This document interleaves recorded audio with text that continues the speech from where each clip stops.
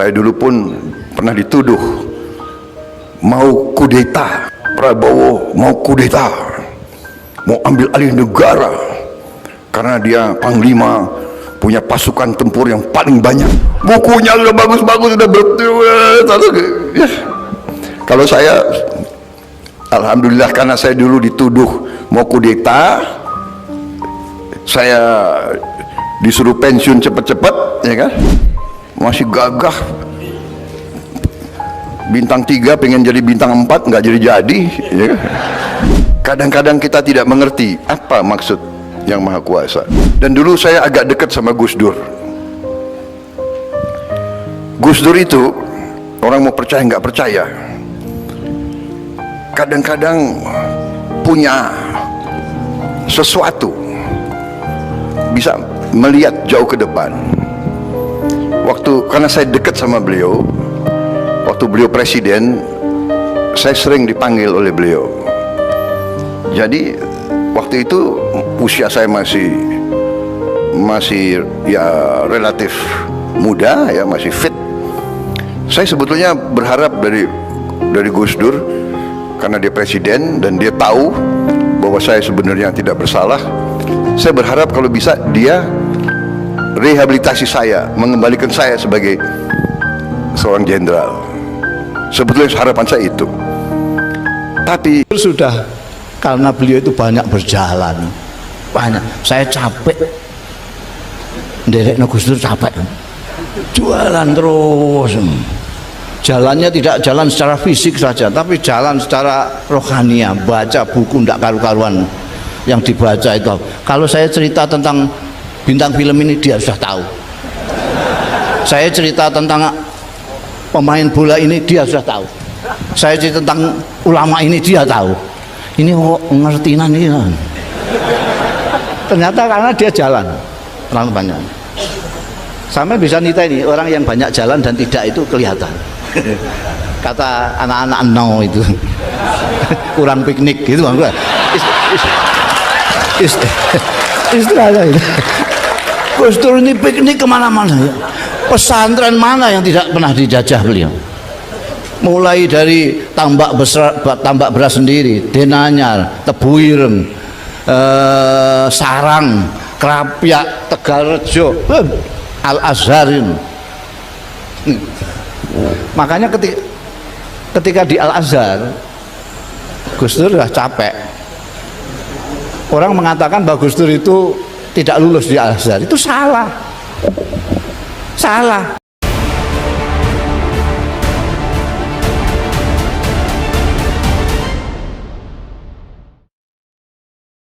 syukur alhamdulillah di bangsa Indonesia ini, jenderal-jenderal kita, panglima-panglima kita setia kepada bangsa, negara, rakyat, dan undang-undang dasar.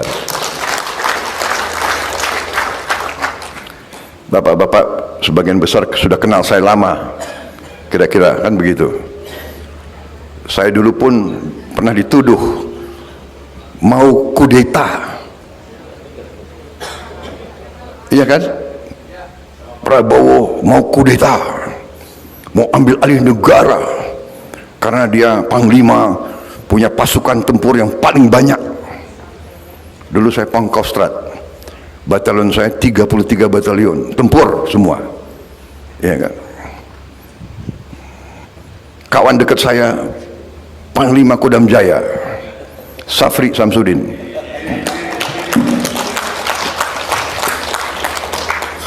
sampai sekarang masih kawan baik, masih membantu saya. Maksud saya mau cerita, ya kan, dituduh. Tapi saya bertanya, sejarah mencatat, apakah Prabowo kudeta atau tidak? Kan tidak. Dituduh mau, tapi tidak lakukan. Saudara-saudara, saya maju, saya menawarkan diri untuk berbakti kepada negara. Saya ingin diberi mandat, saya ingin untuk diberi kesempatan memimpin bangsa dan negara ini, karena saya merasa bahwa saya faham Saya mengerti apa yang sedang terjadi kepada bangsa kita ini. Saya faham bahaya-bahaya yang dihadapi oleh bangsa ini. Karena itu saya terus berjuang, tapi di atas jalan yang benar, di atas jalan undang-undang dasar.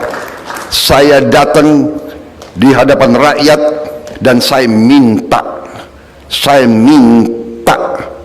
mandat. Kalau rakyat memberi mandat kepada saya siap bekerja untuk rakyat, untuk bangsa dan negara. Kalau rakyat tidak memberi mandat, ya tidak ada masalah. Dan saya sudah buktikan berkali-kali.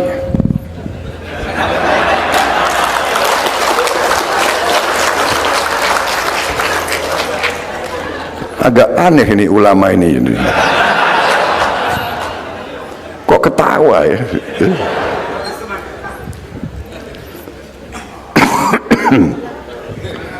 Iya kan? Jadi saya maju minta mandat, tidak dikasih, ya sudah. Iya kan? Ada kesempatan lagi, maju lagi, minta mandat lagi, nggak dikasih lagi. Iya kan?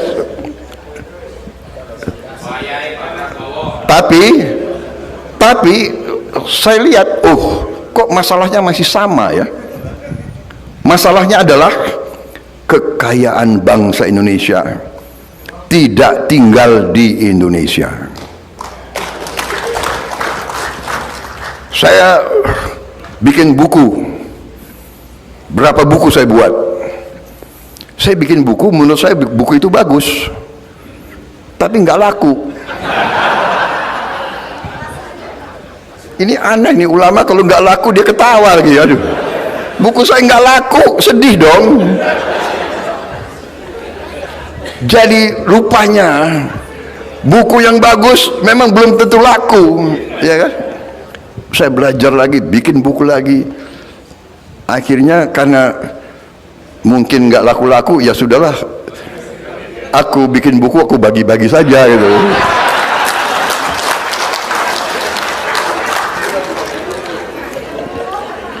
Tapi saya belajar sekarang bikin buku jangan terlalu jelimet. Bikin buku harus banyak gambarnya. Bagaimana Prof?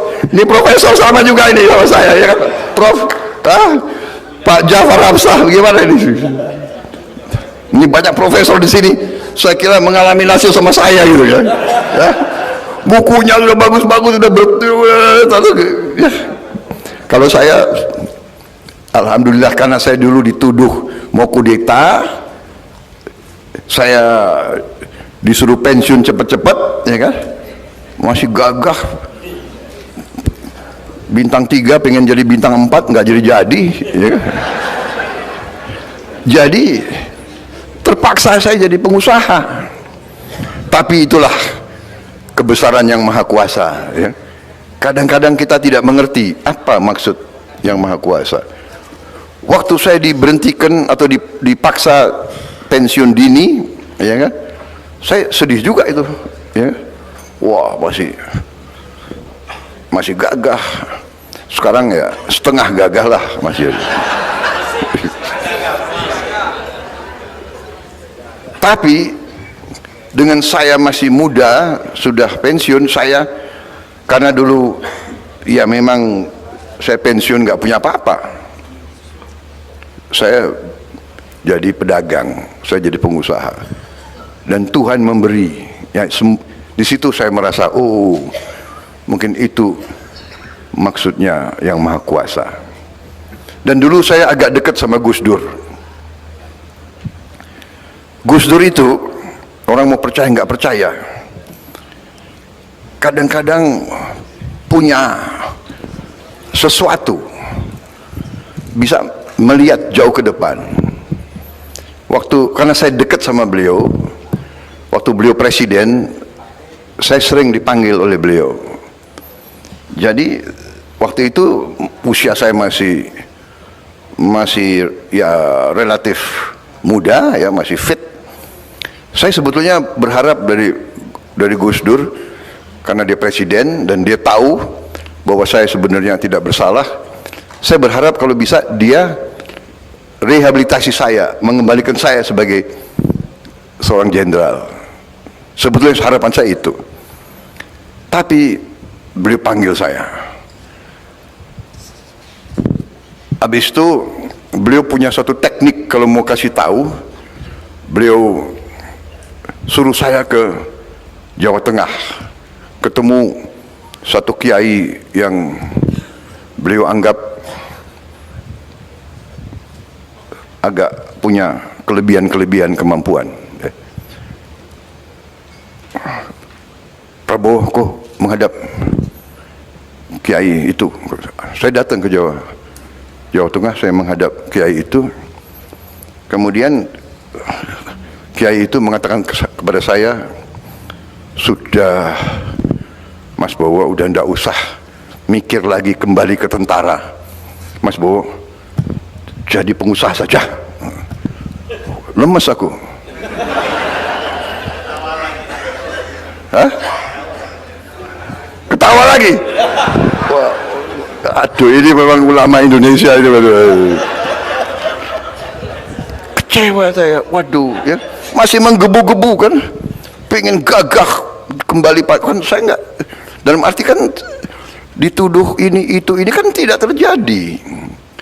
Sudah, habis itu saya kembali ketemu Gus Dur. Gus Dur kayaknya sudah tahu ya. Gimana Mas Bowo? Ya katanya suruh jadi pengusaha, Gus. Ya sudah, kamu pengusaha saja. Tapi ternyata ya, mungkin itu yang menyelamatkan saya. Akhirnya saya jadi pengusaha. Tuhan memberi kebaikan-kebaikan, memberi rezeki yang baik, yang halal. Akhirnya saya bisa bantu banyak orang. Dan begitu saya agak lumayan, kembali lagi. Waduh, ini gimana? Bagaimana saya bisa mengabdi dan berbakti kepada negara? Oke, saya masuk politik. Disitulah saya mulai masuk politik. Saya belajar politik di Indonesia ini, mungkin ilmu politik saya paling lama dan paling mahal. Kalau orang masuk kuliah belajar politik berapa? 4 tahun kan? S1, tambah 2 tahun S2, tambah 2 tahun lagi atau 3 tahun lagi S3. Jadi 4, 2, 2, 8 tahun atau 9 tahun menjadi doktor. 8 atau 9 tahun. Saya belajar politik dari tahun 2003, 2003, 2004 sampai sekarang 20 tahun saya belajar politik. 20 tahun saya belajar politik dan masih belajar sampai hari ini. Jadi waktu awal-awal saya belajar politik, ini boleh ya, saya boleh bicara Pak? Kapan lagi saya bicara di hadapan ratusan ulama ya? Ya tapi salah panitia sendiri, kenapa undang saya gitu. Kalau Prabowo dikasih podium, dikasih mic, itu nggak bisa pidato sebentar. Jadi salah sendiri ngundang saya. Mudah-mudahan bisa tahan. Tapi begini, benar. Jadi ternyata waktu saya belajar politik, saya mengira politik itu ya, datang bikin konsep visi misi yang bagus, iya kan? Habis itu orang, oh visi misinya bagus, yuk pilih dia. Ternyata politik di Indonesia nggak seperti itu. Pertama kali saya berada di sebuah partai politik, saya nggak sebut nama partai itulah, nggak enak. Pertama kali saya masuk, partai itu membuat konvensi. Dengan semangat saya ikut konvensi itu. Kenapa? Enggak, saya enggak sebut partainya. Terserah, kalian boleh nebak-nebak.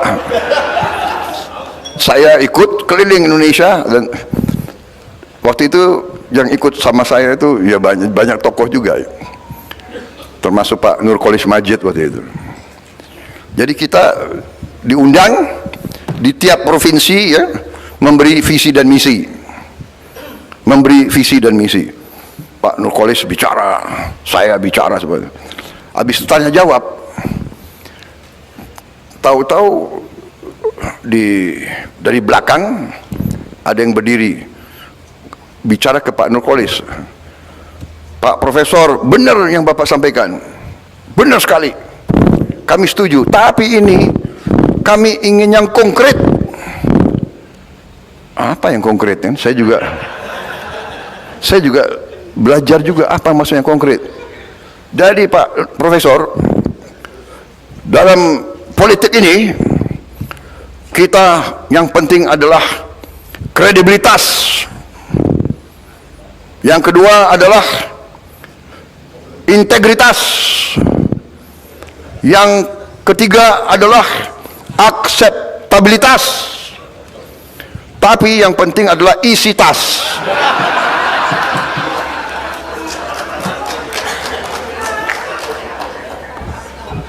Pak Nurkolis kan orang profesor yang idealis, ya kan, marah-marah itu.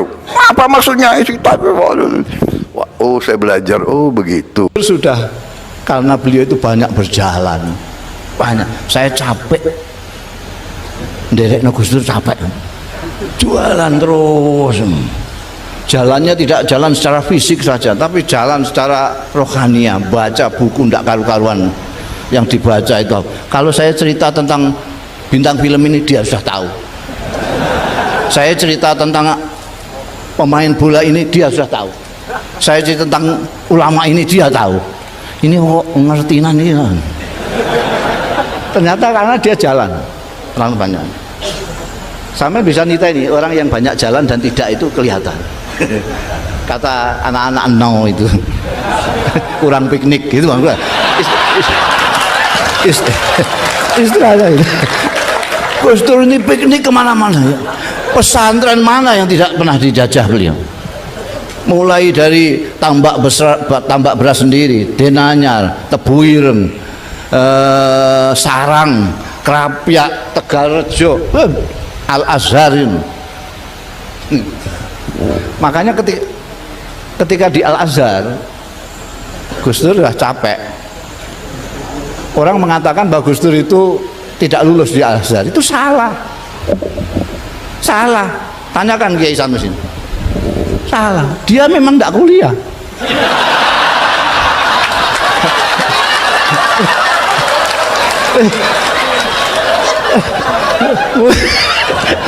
Gimana? Clear. Jadi itu ceritanya.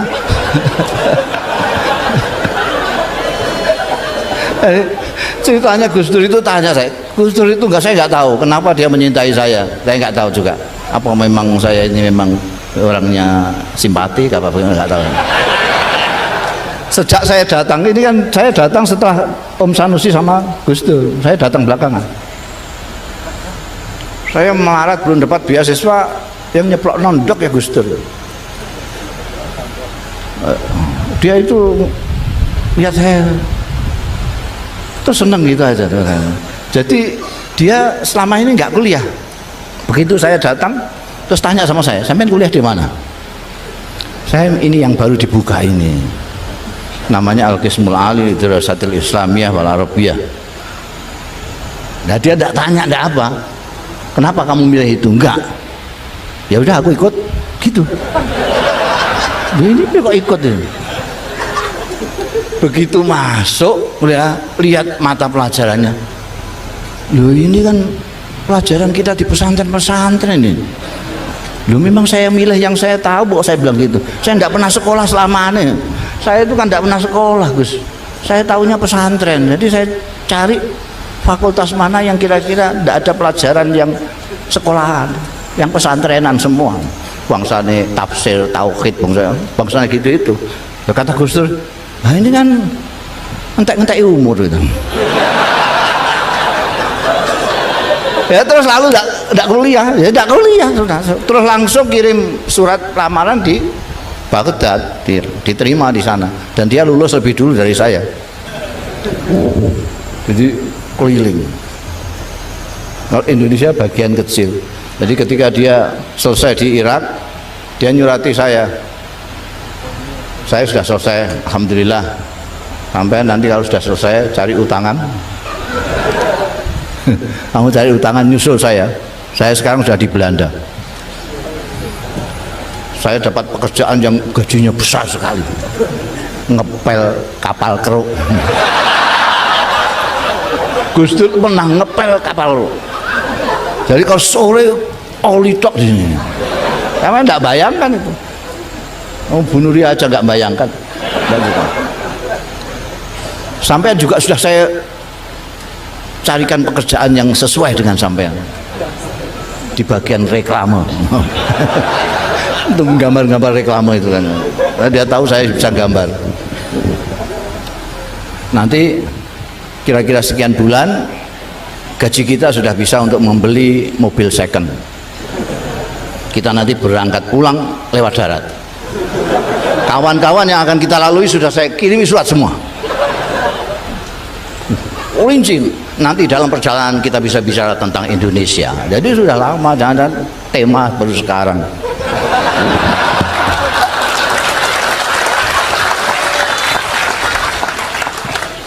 Sayangnya itu tidak terjadi karena dalam waktu yang bersamaan ibu saya datang. Saya harus mengantarkan ibu saya ke Mekah itu. Justru begitu saya tahu ini ibu saya kok begini, ya ibu saja. Kalau tadi Pak Kiai Sanusi Baco cerita tentang ibu, bagaimana mulianya ibu, Gus Dur itu orang yang paling ditunduki ibu. Maka ketika dia menyuruh saya jadi ketua PKB,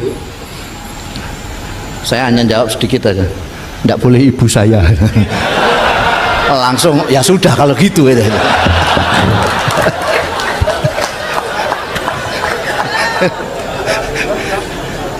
Kembali kepada ceritanya Gus Dur tadi ya. Jadi Gus Dur sampai, karena banyak berjalan, beliau sudah sampai kepada ukhuwah insaniyah.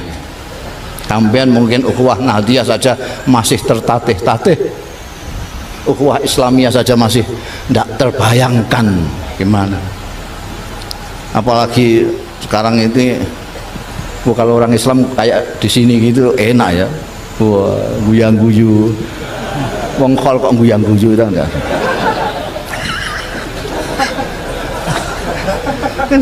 Enak. Beragama cara Gus Dur enak era karuan. Enggak petentengan itu. Gelis tuwa, petentengan gelis tuwa. Kami yang enam-enam rasa petentengan. Gusti Allah wis ngerti dapurmu sapa itu.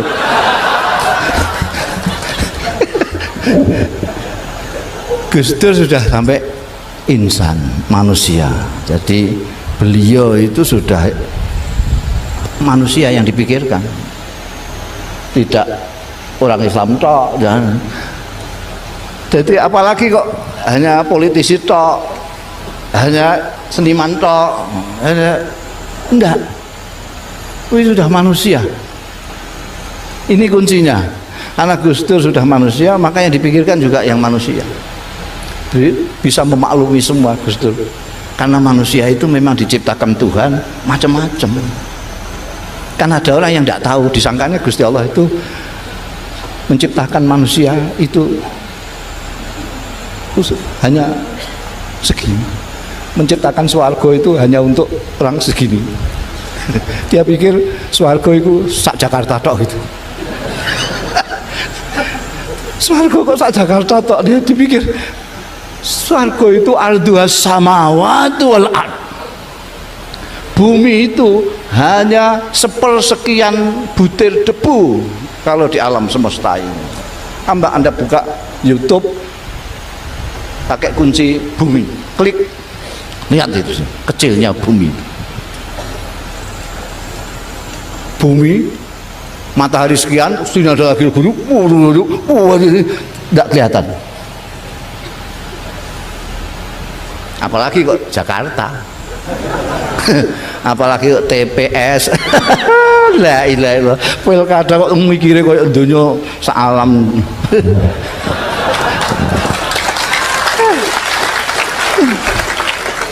Tapi untuk luas, meskipun Anda belum piknik jauh, tapi niru Gus Dur. Wawasannya diluaskanlah, jelaskan. Jangan. Ini sekarang ini kita mengholi Gus Dur. Mengholi Gus Dur itu sama dengan memikul jenazah ke kuburan. Ada orang memikul jenazah ke kuburan cengengesan, itu kuwale udele.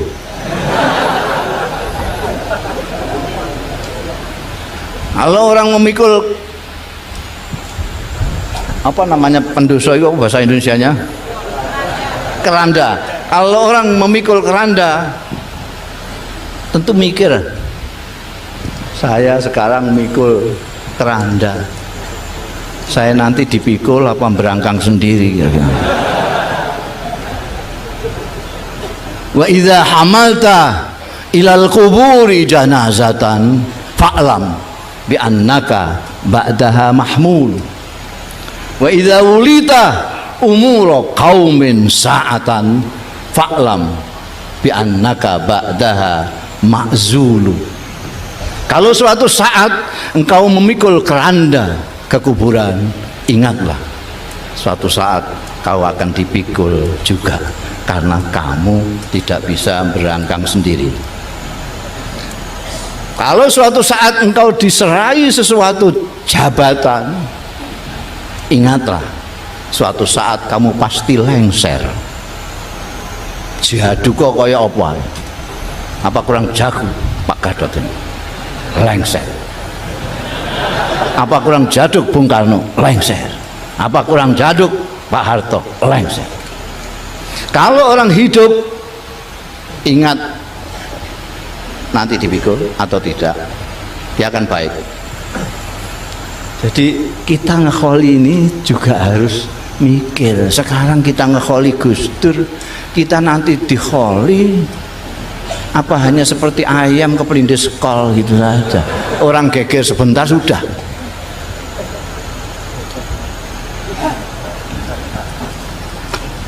Ingat mati ini penting. Ada orang sombong, angkuh, petentang-petenteng karena dia lupa kalau akan mati.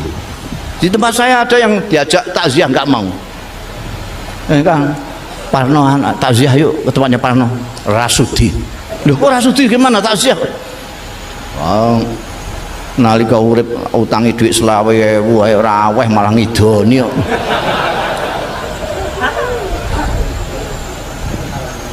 Ben kono direbung semut ra. Karena pada waktu hidup kalau orang pejabat ingat akan lengser, baik, pasti baik. Yang tidak baik itu karena dikiranya dia jadi pejabat seumur hidup. Wong Bung Karno yang sudah ditetapkan MPR saja presiden seumur hidup, akhirnya belum, masih hidup sudah lengser kok. Di tempat saya ada bupati yang ikut-ikutan, begitu Bung Karno diangkat sebagai presiden seumur hidup, bupati di Rembang diangkat sebagai bupati seumur hidup. Ternyata Bung Karno nggak jadi, dia pun nggak jadi, terus jadi mantan. Dulu masih menjabat, wah kenal nggak kenal, kemana jeng dia, wah manggilnya kanjeng, kanjeng, mana kanjeng, nggak kenal barang, wah. Setelah lengser,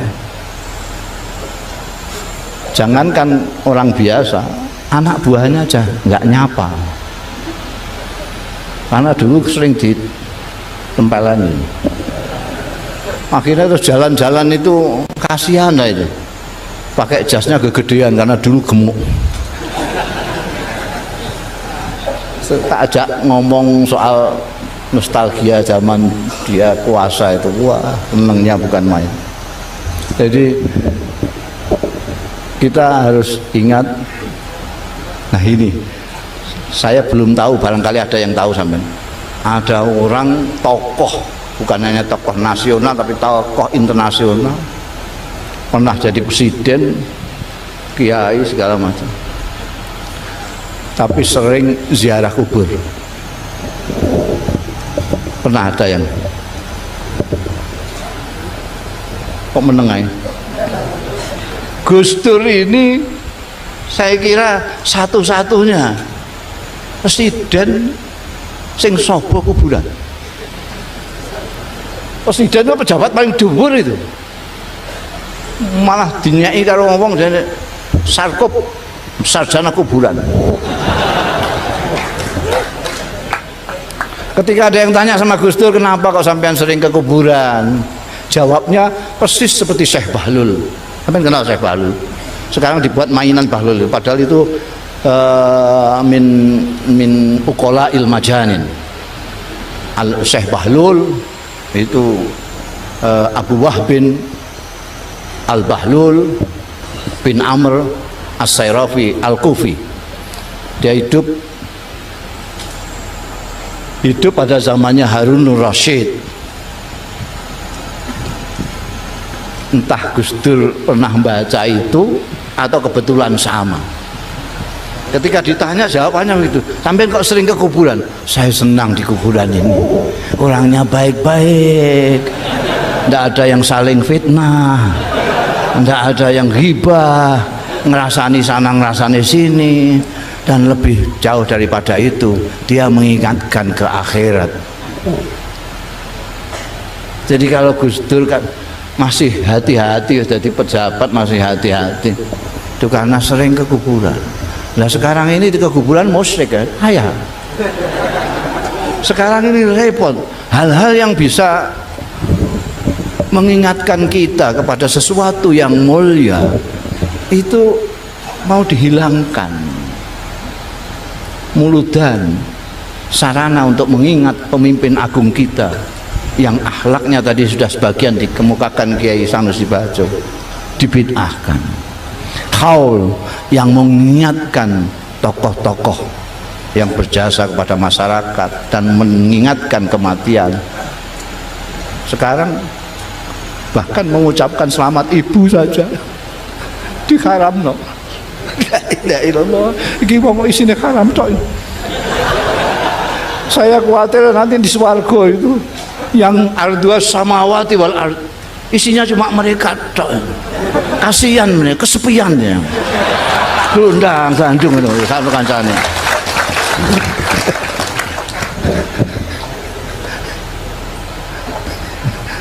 Mesti kandhane iki eling mati kok malah keplok-keplok gitu. Jadi jadilah Anda manusia yang kalau bisa sekomplit Gus Dur itu, maka sampean akan bisa menjalin yang namanya ukhuwah insaniyah atau basyariyah. Anda tidak akan melihat manusia ini ya. Kalau sekarang ini manusia masih melihat sangat sempit sekali. Golkar PDI apa PKB?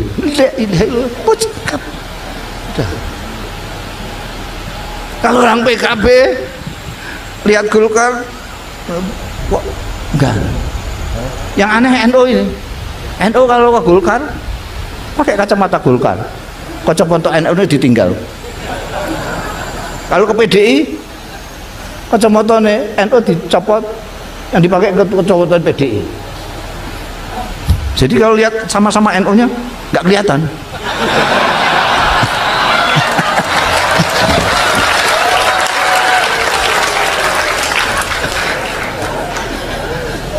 Pakai kacamata manusia.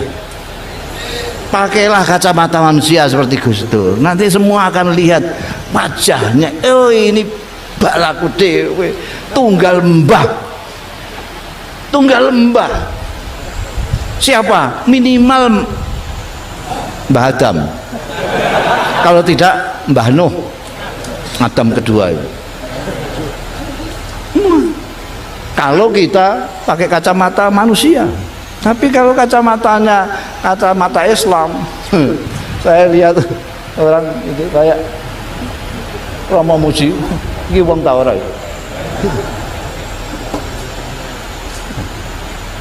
apalagi sampai kacamatanya kacamata partai politik. La ilaha illallah, nyawang wong kok gak menungso. Paham sampean kok guyu? Amin. Jadi berusahalah bagaimana menjadi manusia. Ingat-ingat bahwa kullukum min Adam wa Adam min turab. Kalian semua itu dari Adam, Adam dari tanah. Tanah itu karakternya merendah. Lain dengan iblis. Iblis itu dari api, karakternya mau naik ke atas saja. Kenali diri kamu sebagai anak cucu Adam. Terima kasih. Wassalamualaikum warahmatullahi wabarakatuh. Jadi itu ya teman-teman, pidato Gus Dur dan Gus Mus luar biasa ya teman-teman. Dan di situ Habib Rizik menantang Mubahalah terhadap Gus Dur dulu ya teman-teman. Jadi ini pidatonya keren banget ya. Pidato Prabowo keren banget untuk masa depan Indonesia ya teman-teman. Dan juga ada Gus Mus yang berceramah, sangat luar biasa ceramahnya ya teman-teman. Oke, terima kasih buat teman-teman semua. Mohon maaf apabila ada kata-kata yang salah, yang kurang berkenan, mohon dimaafkan. Dan buat teman-teman, apabila mempunyai kritik dan saran, teman-teman silakan tulis di kolom komentar. Terima kasih buat semuanya. Sampai jumpa di video selanjutnya.